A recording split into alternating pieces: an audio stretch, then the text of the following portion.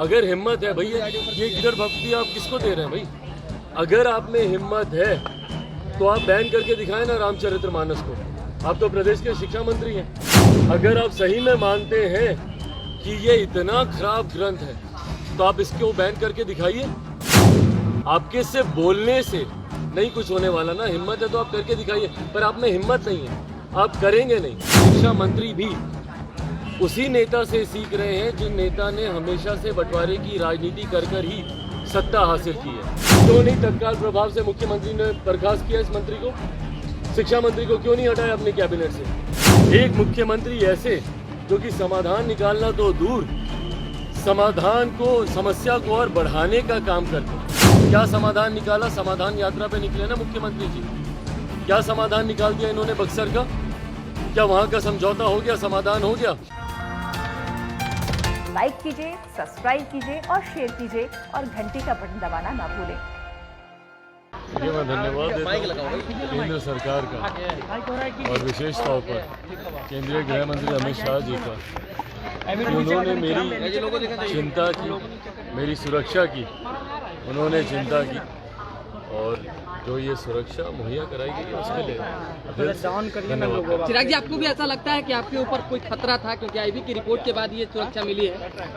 भाई, मैं जनता के बीच रहने वालों में से हूँ, काम करने वालों में से हूँ। यकीनन निरंतरता में हम लोगों के दौरे, कार्यक्रम बिहार के अलग अलग जिलों में, और ये बात किसी से छुपी नहीं है, आप सब देख ही रहे हैं किस तरीके का एक जन सैलाब हम लोगों के कार्यक्रमों में, हम लोगों की यात्राओं में जिस तरीके से उत्साह के साथ लोग आते हैं, तो भीड़ भाड़ में जाना ये कार्यक्रम का हिस्सा रहा है। अब ऐसे में कोई खतरा है नहीं है। आईबी ने अपनी कोई रिपोर्ट भेजी। मंत्रिमंडल की बातों को लेकर के अब तो चर्चाएं तेज हो गई है, क्या कहेंगे भाई? अभी मुझे इसके बारे में चिराग जी, रामचरितमानस को लेकर राजद और जदयू आपस में लड़ रही है, क्या कुछ कहेंगे इस पर? भाजपा भी समर्थन सबसे कर दिया। पहले तो मैं पुनः दोहराता हूँ कि जो ये बयान दिया गया है शिक्षा मंत्री के द्वारा, इससे ज़्यादा अशोभनीय, निंदनीय और शर्मनाक और कोई बात नहीं हो सकती। एक प्रदेश का शिक्षा मंत्री की ये जिम्मेदारी है कि वो प्रदेश को एकजुट रखने का काम करें। उनकी ये जिम्मेदारी है कि वो छात्रों में एकता का भाव दें। ऐसे में अगर प्रदेश के शिक्षा मंत्री ही बंटवारे की राजनीति करने लगे तो उस प्रदेश के हालात क्या होंगे? पर शिक्षा मंत्री भी उसी नेता से सीख रहे हैं जिन नेता ने हमेशा से बंटवारे की राजनीति कर ही सत्ता हासिल की है। प्रदेश के मुख्यमंत्री नीतीश कुमार जी को अगर आप देखें, निरंतरता में उन्होंने दलित महादलित करके, पिछड़ा अति पिछड़ा करके, कभी अगड़ा, कभी पिछड़ा, कभी हिंदू, कभी मुस्लिम, कभी लव, कभी कुश, कभी गोरी, कभी कुर्मी और कभी महिला और कभी पुरुष। पुरुषों को लेकर जिस तरीके से मुख्यमंत्री जी का बयान रहा है हाल फिलहाल के दिनों में, उन्हीं से ही सीख लेते हुए शिक्षा मंत्री जब इस तरीके का बयान देते हैं, मैं चुनौती देता हूं भैया। अगर हिम्मत है भैया, ये गिदड़ भक्ति आप किसको दे रहे हैं भाई? अगर आप में हिम्मत है तो आप बैन करके दिखाएं ना रामचरितमानस को। आप तो प्रदेश के शिक्षा मंत्री हैं। अगर आप सही में मानते हैं कि ये इतना खराब ग्रंथ है तो आप इसको बैन करके दिखाइए।